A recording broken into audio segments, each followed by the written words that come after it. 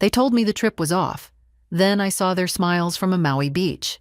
No warning, no explanation. Just a bright, sun-soaked photo on Evan's Instagram, captioned, "Best family vacation ever." They were all there. Karen in her blue sun hat, Greg holding a cocktail with a tiny umbrella, Evan and Lucy flashing peace signs in the surf. I sat at my kitchen table staring at the screen, the taste of cold tea on my tongue, a blueberry scone uneaten on my plate. Just 2 weeks ago, Karen had told me the trip was canceled. "Too much going on at work, Mom. Greg's firm is restructuring, and I can't take time off either. We're just going to do something local this year, maybe a barbecue." She smiled through the phone, and I smiled back, though my chest had already tightened. I'd been looking forward to it for months. Not for Hawaii. I'd seen plenty of beaches in my younger years. But for being included. For mattering enough to be counted. I hadn't even asked to come. That's the part that stings. It was Karen who brought it up back in March. "We'll all go. A big family thing. You'll love Maui, Mom. You and Lucy can do spa days while the rest of us surf." I remember blinking at the screen when she told me. Me? On a plane? In a swimsuit? It sounded absurd and wonderful. I started walking more, trying to get my legs ready for travel. I bought a new sun hat, navy, with a little white ribbon, just in case. Then, the cancellation. Polite, rushed, and absolute. But now here they were, half a world away, with drinks and lays and smiles that didn't seem to miss me at all. I zoomed in on the photo. Behind Evan's shoulder, I could see the curve of the resort's infinity pool, the very one Karen had once shown me on a hotel website saying, "You'll love the view, Mom. You can see the sunset from the water." I'd imagined it more than once since. I sat back in my chair. The photo glowed on the screen, the blue of the ocean so bright it almost looked fake. I closed the laptop. Maybe Evan had posted it by mistake. Maybe they were going to tell me. Maybe it wasn't what it looked like, but it was. I didn't call anyone. I didn't cry either. Not at first. Instead, I sat there, listening to the clock tick on the kitchen wall. It had been George's, back when he was still timing Sunday roasts and checking on the garden hose. Now it just ticked for me. By evening, I'd found more photos. Karen holding a plate of shrimp with some flour around her neck. Lucy in a beach hammock, reading a book I'd given her. Greg at the bar, smiling too wide. My whole family on vacation. My whole family, minus me. They didn't forget. They didn't run out of tickets. They didn't think I couldn't handle it. They just didn't want me there. That's what made the tears finally come. Slow and hot and quiet. I wiped them away with the back of my hand, feeling embarrassed, even though no one was watching. The hurt wasn't just about the trip. It was older, deeper, harder to name. I'd been pushing it down for years, every time Karen said she was too busy to stop by. Every time Greg sighed when I didn't understand something on his iPad. Every time Lucy texted instead of calling. But now it had a face. A warm, smiling, sun-tanned face. And I had a choice. The next morning, I didn't turn on the news or bake scones, or do any of the quiet little things that fill up my days.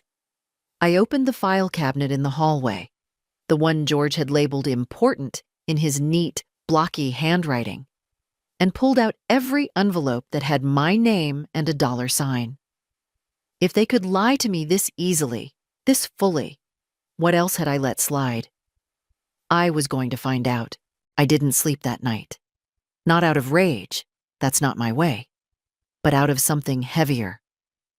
I lay in bed with the fan whirring above me and the sound of the neighbor's dog barking twice around midnight.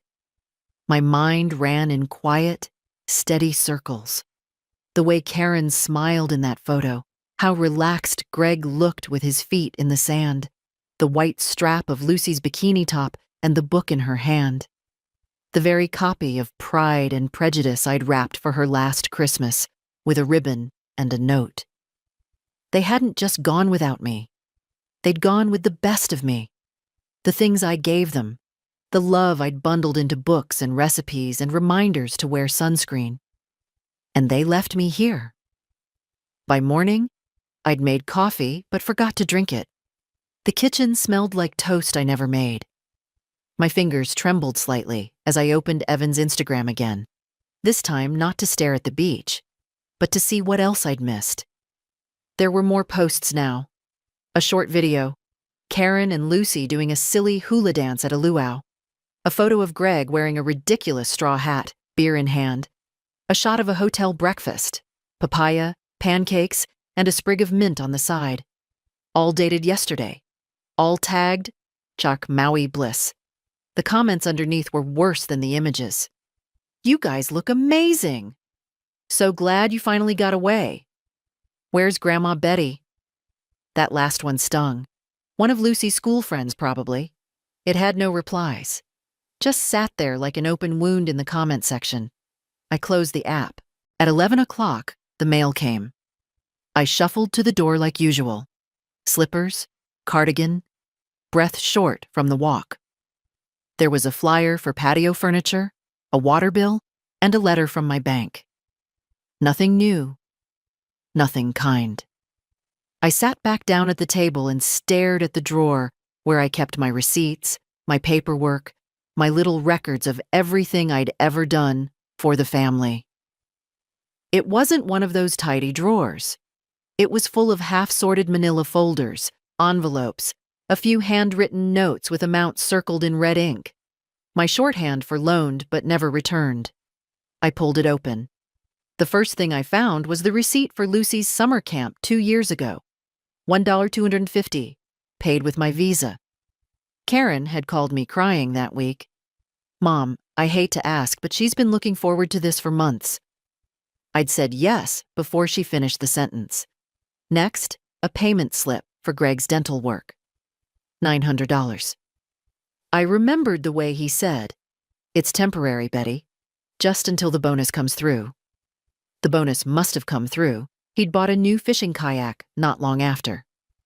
Then came the bank transfer log, Evan's freshman year dorm deposit, Lucy's ballet lessons, Karen's broken-down Subaru that needed just a little help to get through the year.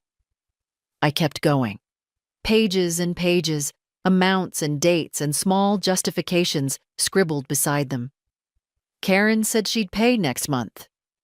Greg promised to call back. For Lucy, she deserves the trip. By the end, I was looking at over $38,000, not including the grocery bags, babysitting hours, or birthday checks that never got a thank you. For a moment, I thought, maybe I've been foolish. But no, foolish is too soft a word. I've been used. Softened over the years like old bread, easy to chew, easier to forget. I closed the folder and stood up slowly, knees aching. Walked to the phone. I didn't call Karen. I didn't call Greg. I called my bank. The woman on the other end was brisk but polite. "Yes, Mrs. Manners, I can assist you with changing automatic transfers. Would you like to cancel the monthly deposit to KJ Miller ending in account 9241? "Yes," I said.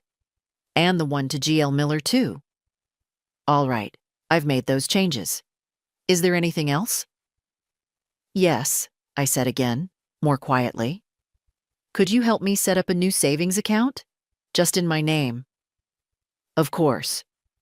I wrote the account number down in my neatest script. Then I placed it in the drawer, on top of the receipts, on top of the broken promises. They went to Hawaii without me. But that was the last thing they'd take. The thing about betrayal is that it doesn't scream. It doesn't announce itself with drama or thunder. It just settles in, like dust on old furniture, slow, silent, and suddenly everywhere. I noticed it more in the little things that day. The quiet hum of the refrigerator, the half-wilted flowers in the vase on the counter, the way my house felt, empty, not just of people, but of purpose. I didn't cry. Not anymore.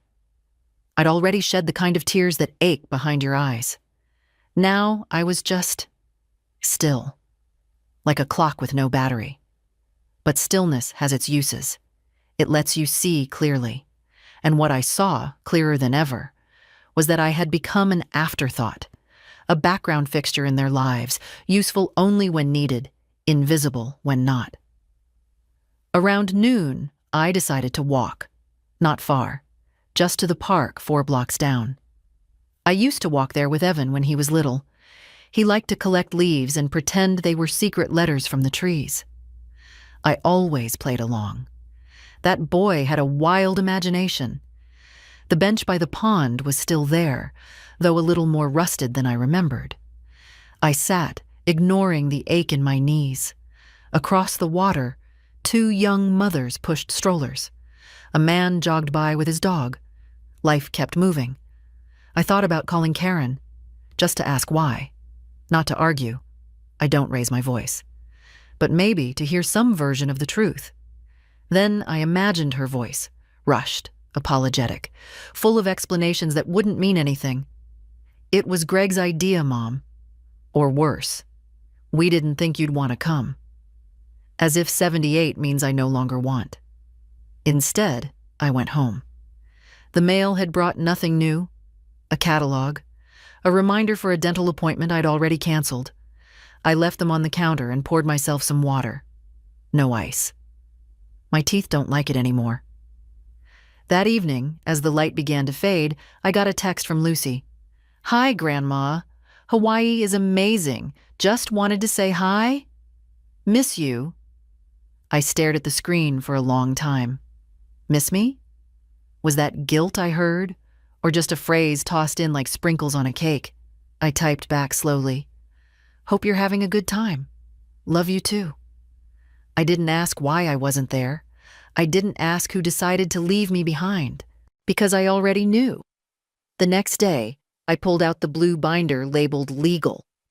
It was George's idea, back when his hands had started to shake, and we both realized time wasn't something you could argue with.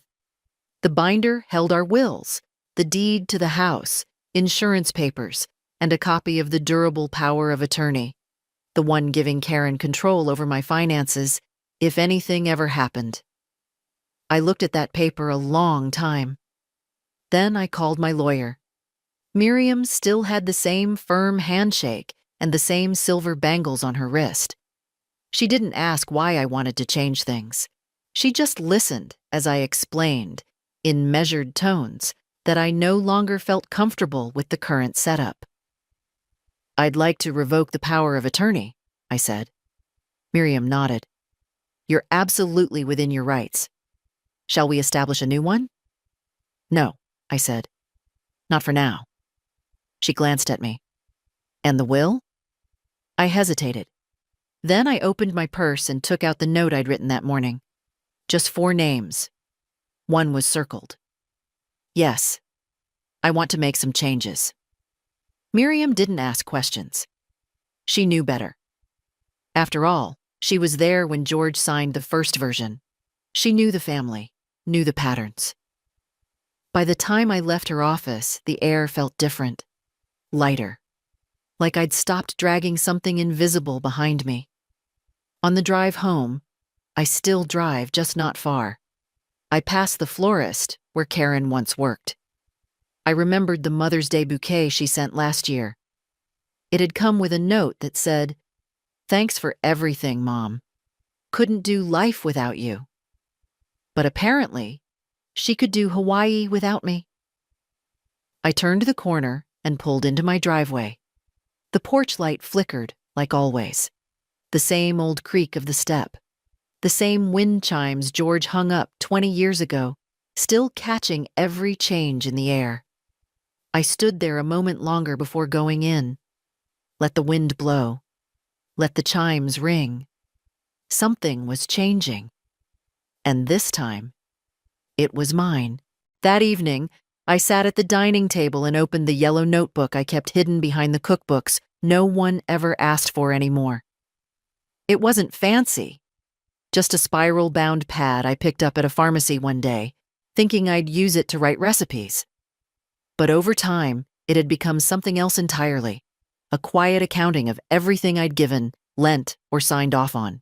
Page after page, neat columns in my handwriting, date, amount, reason. October 2011, $500, Lucy's braces down payment.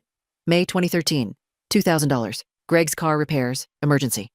August 2016, $400, Karen, rent shortfall after job switch. December 2017, $200, Christmas gifts when Greg's bonus didn't come. April 2019, $900, Lucy's college deposit. We'll pay you back by summer. Each line was followed by silence. No repayments, no mentions, just more requests. It had started innocently, a little help here, a small loan there, and every time I'd said yes. Not because I believed they'd pay me back, but because I wanted to be needed. It was the only way they came to me. Some part of me knew that years ago, but I wasn't ready to name it. Now I was. I flipped to the last page and added a new line. August 2025, $0. Trip to Hawaii. Exclusion not financial, but felt. It felt petty, even writing it down. But it also felt honest. And I had learned, finally, to stop apologizing for honesty.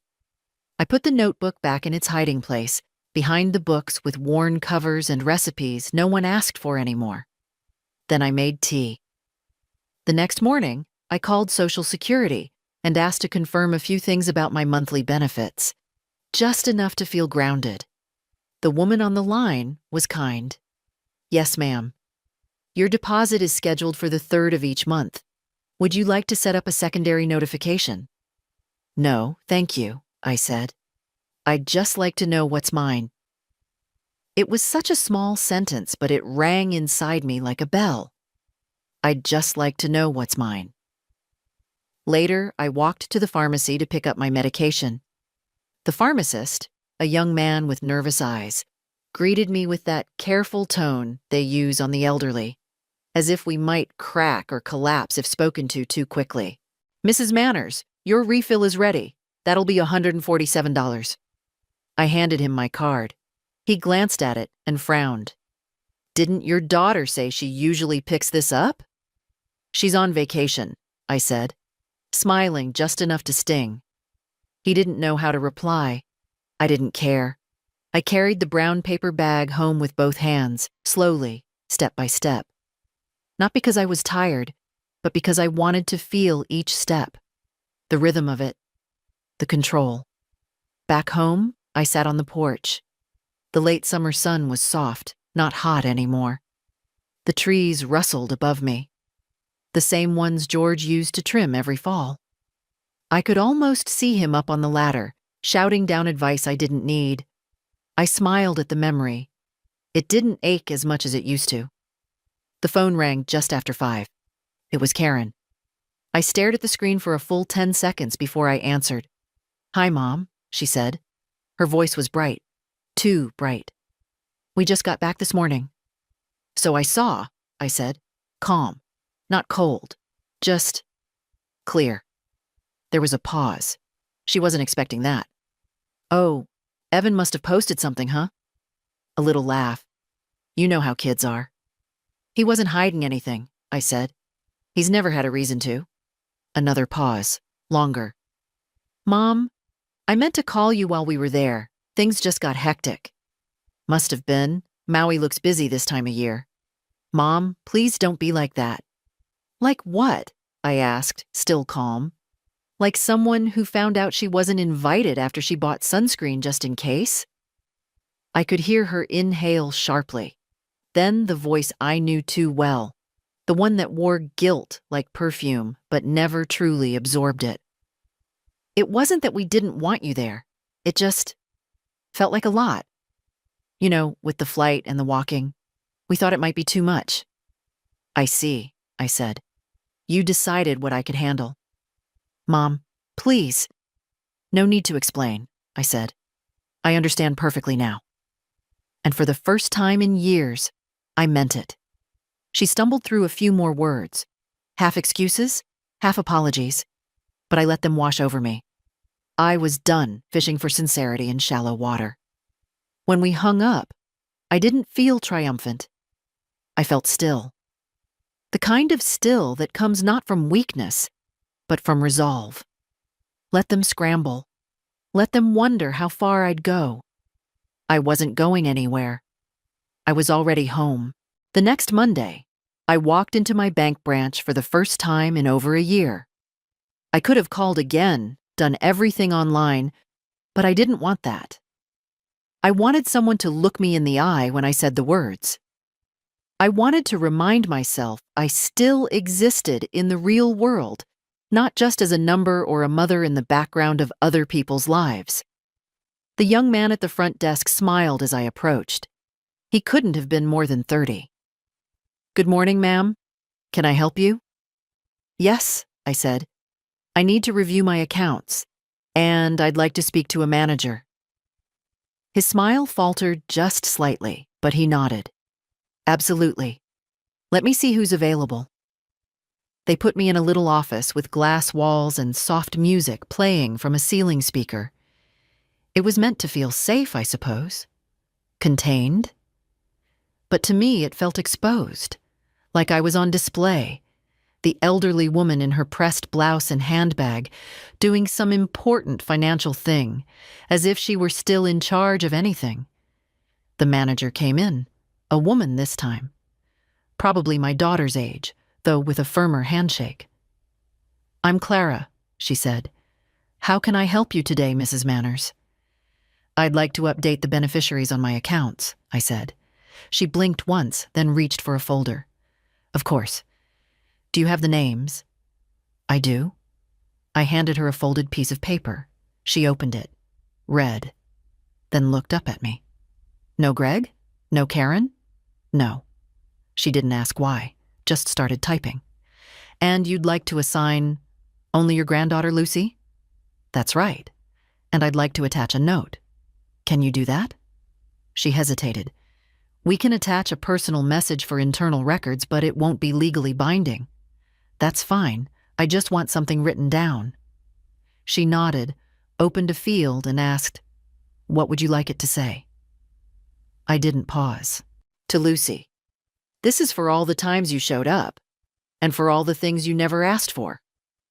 Clara typed. Her eyes lingered on the screen a moment, then she turned it around for me to read. I nodded. Before I left, I asked to cancel the joint access Karen had set up years ago, the one that let her move money in case of emergency. Clara didn't flinch. She handled it quickly, professionally. But I saw something shift in her face as I signed the form.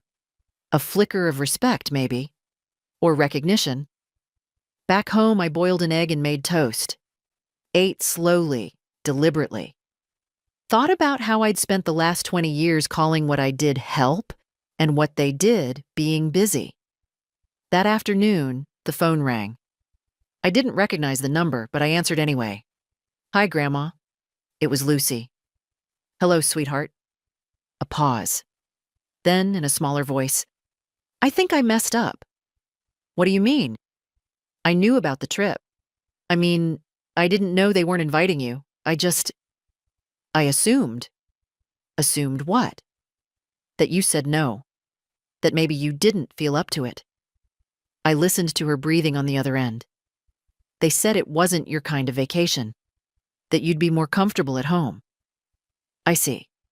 But then Evan told me what you said. And I don't know. It doesn't feel right. It hasn't felt right since we landed."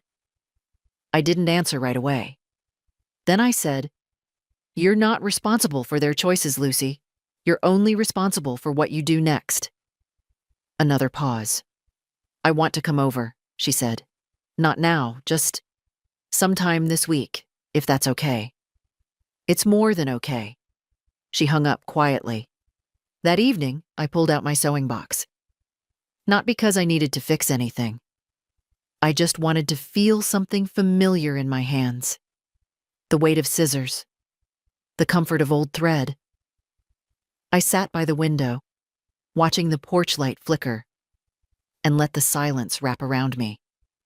Not like loneliness, but like space.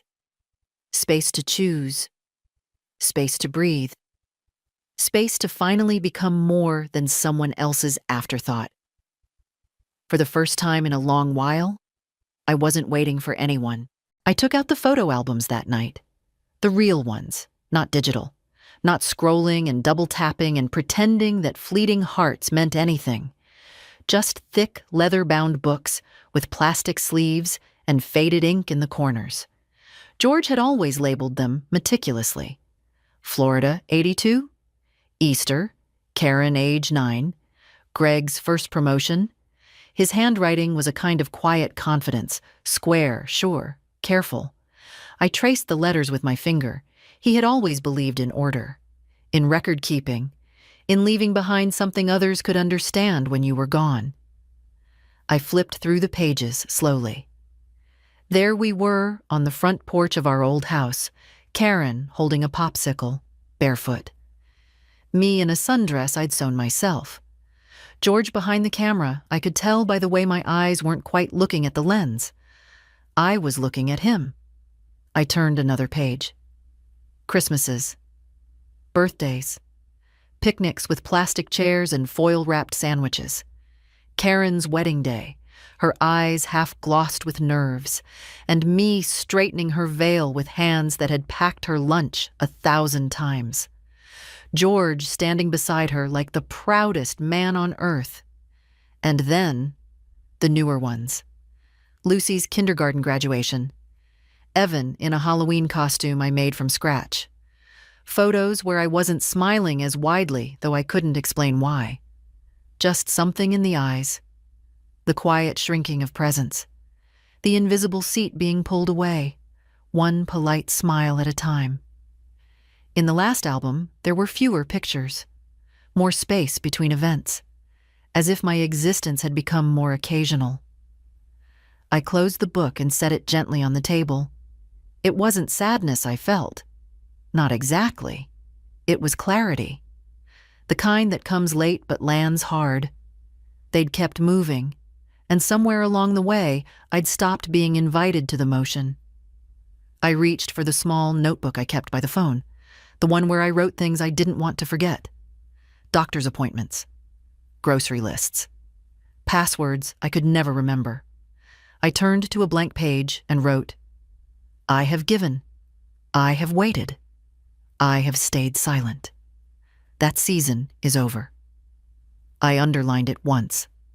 The next morning, I called Miriam again. There's something else, I said. Something I want in writing. She met me at her office that afternoon, a fresh notepad already out. I want to establish a trust, I told her. Not for my estate, for my freedom. She raised her eyebrows. That's a new one. I want to separate myself from any financial link to Karen and Greg. Legally, completely. I want to make sure they can't reverse what I've changed, not now, not after I'm gone. Miriam leaned forward. That's a very serious decision, Betty. I know, I said, and it's mine to make. She started drafting the documents. By the time we finished, the sun was lower in the sky, streaking the windows gold.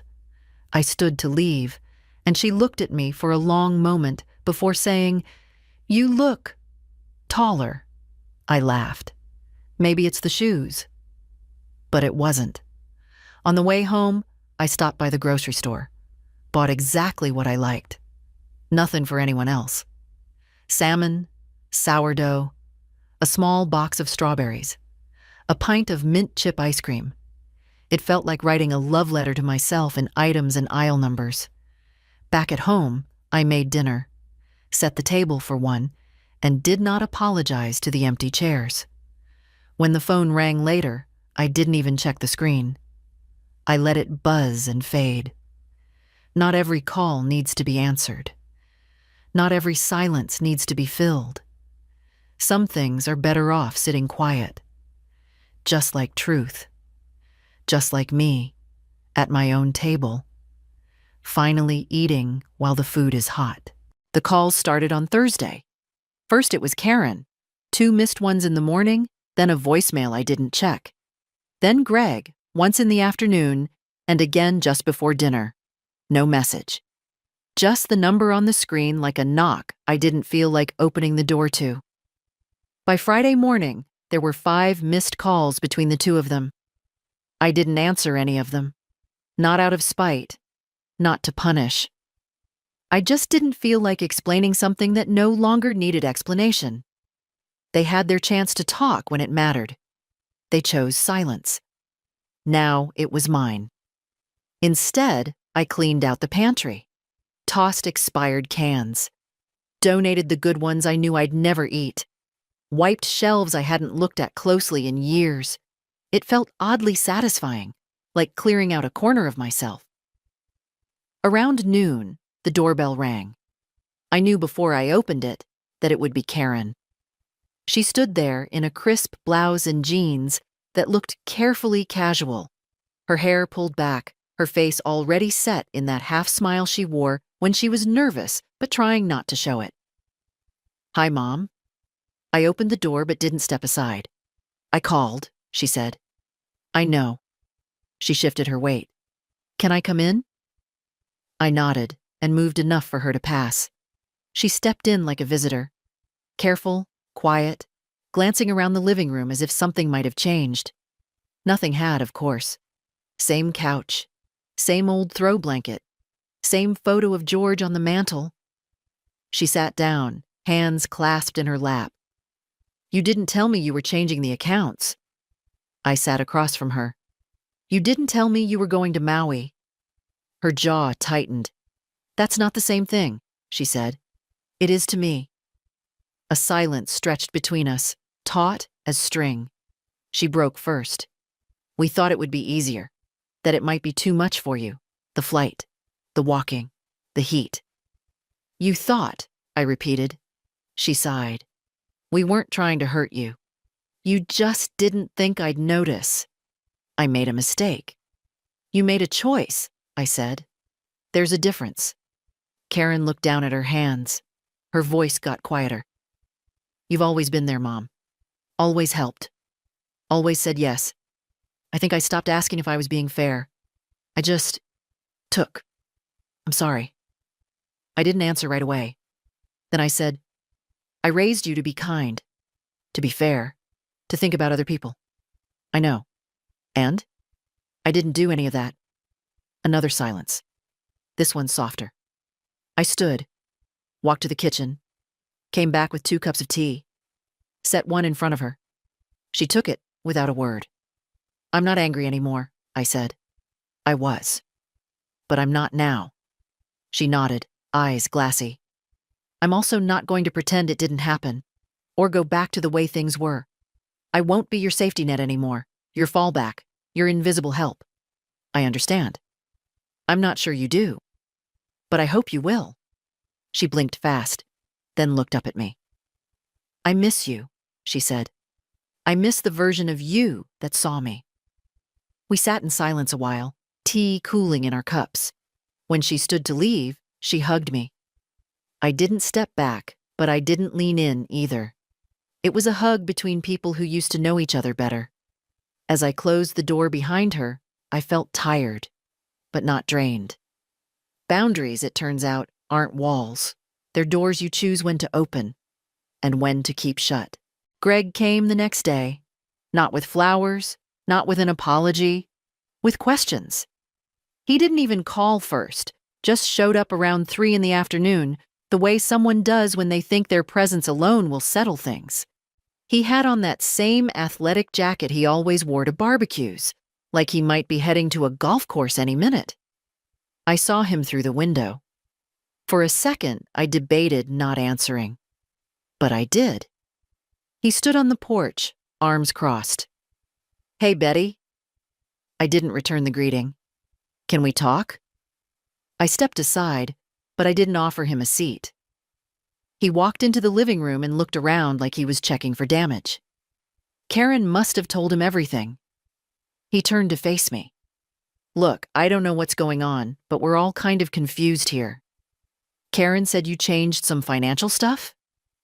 I nodded. He let out a breath through his nose. "Okay, that's your right, of course. But we're just wondering what this is really about." I raised an eyebrow. You went on vacation, I said. You left me behind. You lied. He threw up a hand. We didn't lie. We didn't include you.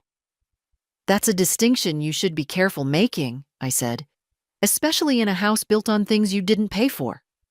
His eyes narrowed. Are you saying all this is about money? No. I'm saying it's about value. Greg sat down then, uninvited. Spread his legs wide, elbows on knees. The pose of someone used to being listened to. Betty, listen. We're all a little tired, okay? It's been a rough year. Karen's job is stressful, and I've got the business to run. And the kids, you don't have to list your burdens, I said. I know them. I've paid for half of them. He blinked. I'm not angry anymore, Greg. I'm just done pretending I owe you anything. That's not how families work. No, I said. But that is how dignity works. He stood, slowly. You know, Karen's really upset. She feels awful. Then she can learn something from that feeling. This whole thing, it's not like you, he said. No, I said. But maybe you never knew me that well. He frowned, looked at the mantel, at George's photo. He wouldn't have liked this. I took a step closer. George would have never left me behind. Greg didn't reply. At the door, he turned. So what now? You just cut everyone off? No, I said. I stopped being a silent investor in a family that won't even save me a seat at the table. He looked like he wanted to say more, but didn't. When the door closed behind him, I felt no triumph. Just air, clear and still. I made a sandwich, watched the late light settle across the floor like a promise, and for the first time in years, I didn't worry who would be upset with me next. Lucy came over on Sunday. She didn't knock, just texted, I'm on the porch, is it okay? I opened the door and there she was, sitting on the steps with her knees pulled up, wearing a hoodie too big for her and sneakers that had seen better days. Her hair was messy in a way I'd never seen before. Not styled messy, just real, unbrushed, honest. I stepped aside. Come in. She walked in slowly, like someone trying to figure out whether they were still welcome. I didn't rush her. Some things need to be done at a person's own pace. She stood in the middle of the living room, looking around, then at me. I'm sorry, she said. For what? For assuming you didn't matter. I didn't expect her to say that. Not like that. She sat down, curled one leg under herself. They told me it would be too much for you. The trip, the walking. I didn't question it. I just went along. Ate pineapple by the pool. Took pictures of sunsets. And you didn't think to ask? I did, once. I asked why you weren't coming. Mom said you needed rest, that you'd be happier at home. And I just believed it. Because it was easier than thinking they'd lie. I sat across from her. You know what hurts most? I asked. That no one thought I might be the kind of woman who'd want to see a sunset from somewhere new. That I might still want to belong.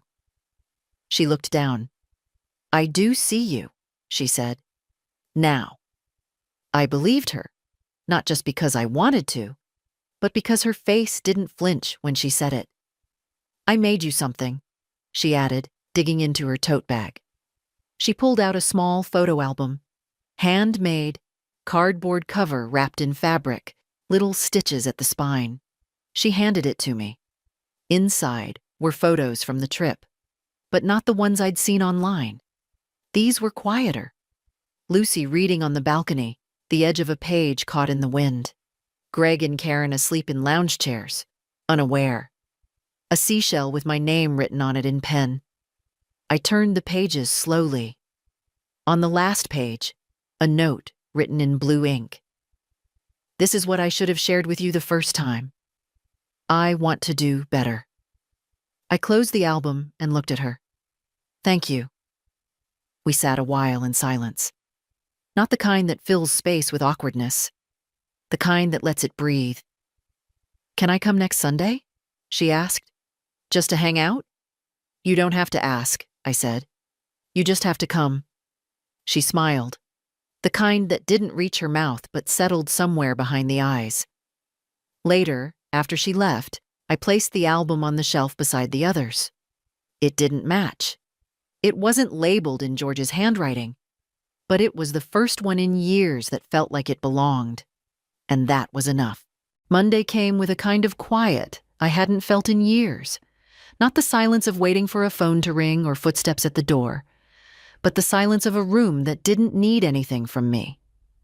I watered the plants, cleaned the windowsills, took my time folding laundry I used to rush through. Around mid-morning, the lawyer called. "The trust documents are finalized, Mrs. Manners. Do you want to come in and sign this week?" "Yes," I said. "Let's do tomorrow." I hung up and stood still in the kitchen, the phone still warm in my hand. It was happening. No more shared access, no more surprise withdrawals, no more invisible hands reaching into what was mine. I had let them treat me like background, a utility, and now I was choosing the opposite, not revenge, but recognition. After lunch, I got the mail, bills, coupons, and a handwritten letter. From Greg.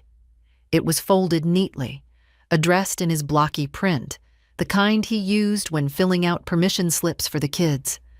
I opened it slowly, already bracing for the tone.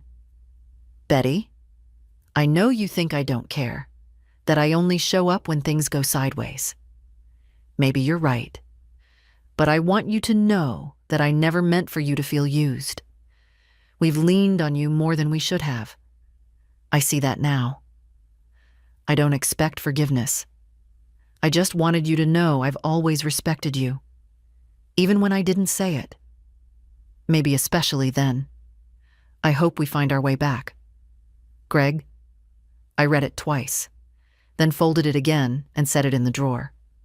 I didn't know if I believed all of it, but it was more than I'd expected.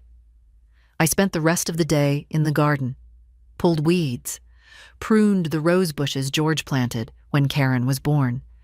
They were overgrown, wild, beautiful in a way that had nothing to do with order. Just before dinner, Lucy texted, "Grandma, can I bring something Sunday? Cookies? Or a photo I painted of your porch?" I smiled, wrote back, "Bring yourself. That's more than enough." I slept well that night, not because everything was fixed, but because I had finally stopped asking to be seen. The next morning, I walked into Miriam's office with steady steps. She had the papers ready, already clipped and highlighted. "You're sure?" she asked. I nodded. "Then sign here, and here. One more." 3 strokes of the pen, and I was no longer someone else's silent safety net. On the way out, I passed a woman in the lobby, maybe my age, maybe older. She had that same look I used to carry, polite, careful, worn thin by too many favors unreturned. Our eyes met for just a second. I didn't say anything, but in that glance, I hoped she saw something in me that said, "You can say no. You're allowed to choose yourself." Because I had.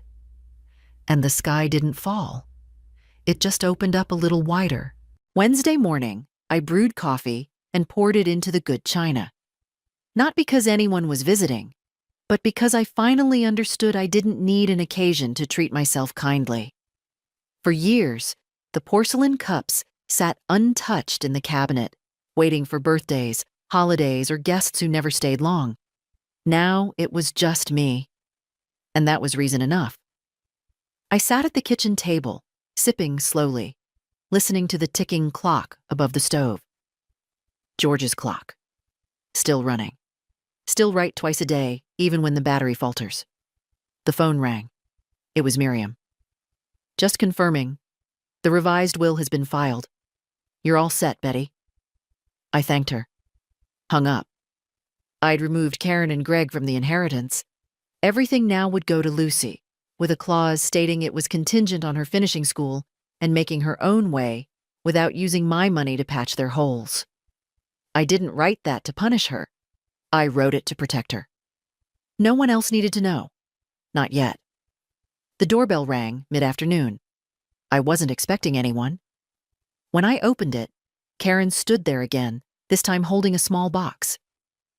"I baked something," she said. I looked at the box. Lemon squares, her specialty, back when she used to show up on weekends. "I wasn't sure if you'd answer," she added. I almost didn't. She held the box out. I took it, more out of curiosity than anything else. "I wanted to try again," she said. "Not just with words."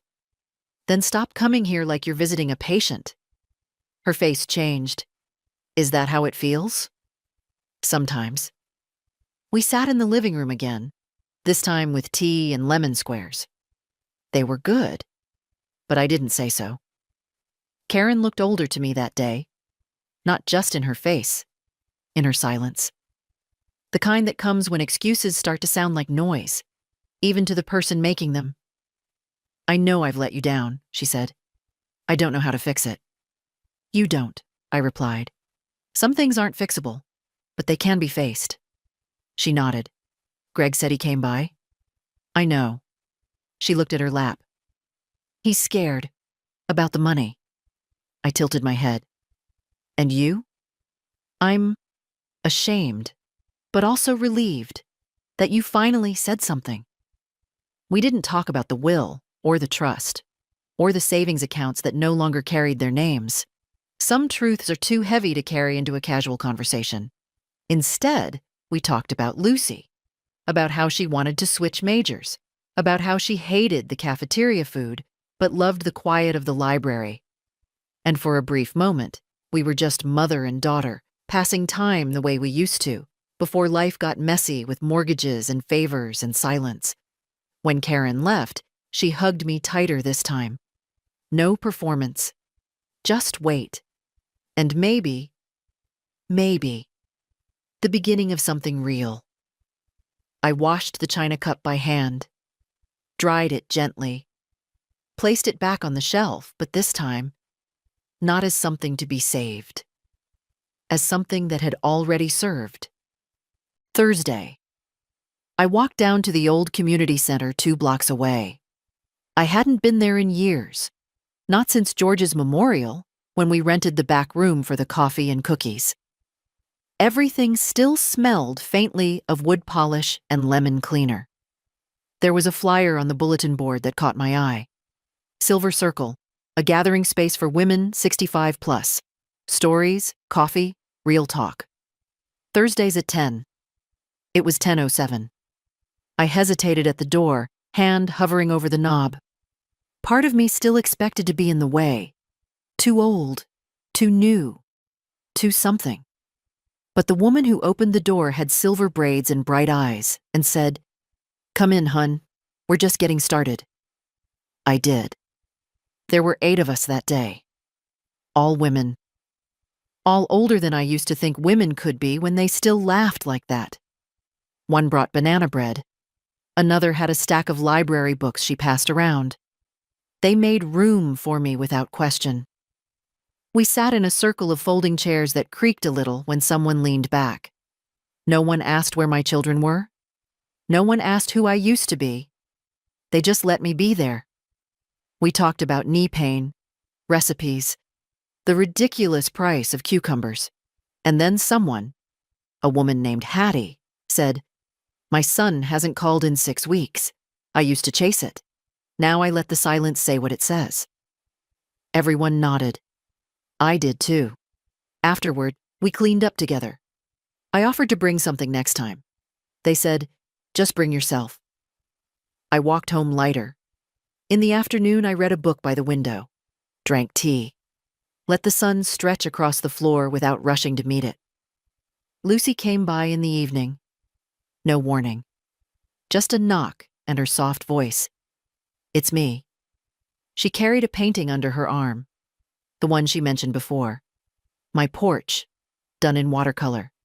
The flower pots, the worn railing, the light fixture that flickered when it rained. She'd gotten every detail right. It's beautiful, I said. I thought maybe you could hang it inside, she offered, for when it's too cold to sit out. I looked at her then, really looked. Her face still had the softness of someone young, but her eyes were sharper now, awake in a new way. I'm not cold yet, I said. She laughed. No, I didn't think so. We made tea. She told me about her classes, her roommate's obsession with houseplants, the old professor who always wore mismatched socks. I listened, not as someone being filled in, but as someone finally being let in. After she left, I stood in the doorway a long time, holding the painting against my chest. This life, this quiet, earned, rearranged life, was starting to feel like mine. Not the version I gave away. Not the one I waited for others to value. But the one I chose. And that was enough. Friday morning, I received a letter from the law office confirming all filings had been completed. The trust was active. The revised will on record. Everything done, locked, witnessed, signed. There was no drama to it. No gavel hitting wood. No one storming out. Just 2 pages in a beige envelope and a quiet finality that came with knowing. No one could undo this. Not Karen. Not Greg. Not their pleas or promises or performances. I made myself a soft-boiled egg. Toasted the sourdough just the way I like. Browned, never burnt. Ate slowly, chewed with care. My body was still mine. My choices too. Around 10, the phone rang. Karen again. I let it ring once, twice. On the third, I picked up. Hi, Mom, she said, voice tentative. You free for lunch? I paused. Just tea. My kitchen. Noon. When she arrived, she brought flowers. The kind I used to love. Tulips, orange and red, like little flames. She placed them on the table like an offering. I thought we could talk, she said. I thought we already did. She nodded, nervously smoothing the edges of her sleeve. I talked to Greg, she said. He's angry. That's his choice. And confused. That's also his. She swallowed. I told him I don't blame you. That you're allowed to change your mind. About all of it. I poured the tea. I never realized, she continued, how much of your life was wrapped around us. It was never about realizing, I said. It was about noticing. She looked down at her cup. I think I got used to you being the one who would never say no. That was your mistake, I said gently. And mine was letting you think it would last forever. She didn't speak for a while. Neither did I. Then she asked, Is it too late? For what? To matter again. Differently this time. I took a breath. Let it sit between us. It's never too late, I said. But it's not automatic. You don't get to skip the work. I know. No, Karen. You hope. But now you'll have to know it. And act like you do. She blinked fast, nodded. You won't be punished, I said.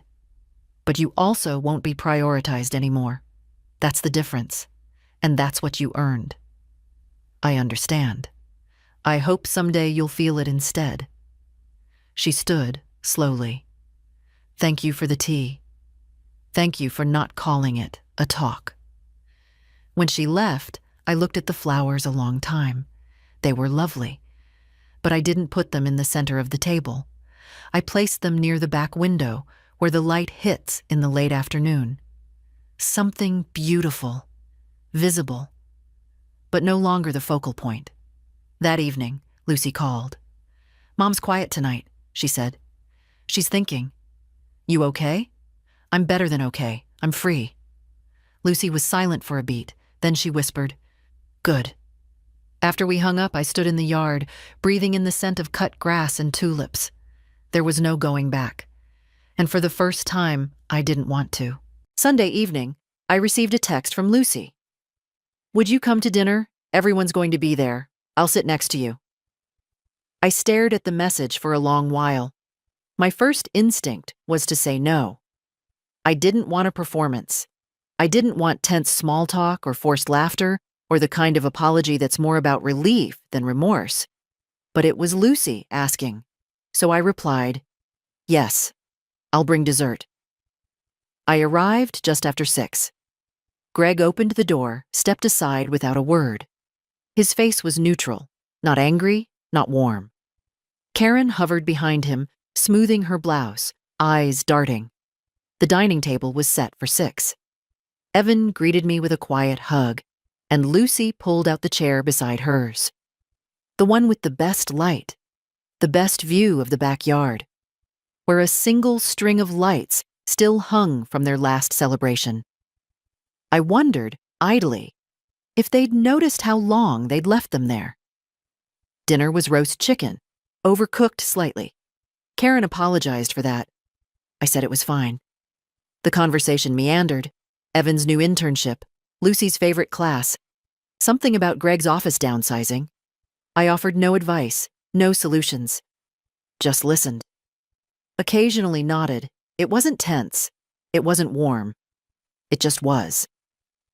Halfway through the meal, Karen cleared her throat. "I know this doesn't fix anything," she said. "But thank you for coming, for giving us the chance to show up better." Greg said nothing, just kept cutting his meat. "I didn't come for you," I said. "I came for Lucy. And for myself." Karen looked down. "Still, thank you." We moved on. I passed the green beans. Evan refilled water glasses. Someone laughed briefly at an old story from a beach trip years ago. Not the most recent one. After dessert, a cobbler I made from scratch, I stood to leave. Lucy followed me to the door, coat already over her arm. "Can I walk you home?" she asked. "You don't need to." "I know," she said, "but I want to." The walk was quiet. Just gravel under our shoes and the low hum of porch lights flicking on one by one. "They're trying," she said eventually. "I'm not interested in trying anymore," I replied. "I'm interested in truth and time and being known, not managed." Lucy nodded. "I see you." I stopped walking. "Say that again." She looked up at me, steady. "I see you." No one had ever said it to me like that before. Not in 78 years. Not even George. I touched her cheek, gently. "Don't forget how to do that." "I won't?" At my door, she hugged me. Not tightly, just honestly.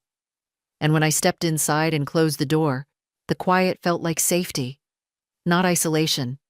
They'd said the family trip was canceled. They'd smiled on a beach without me.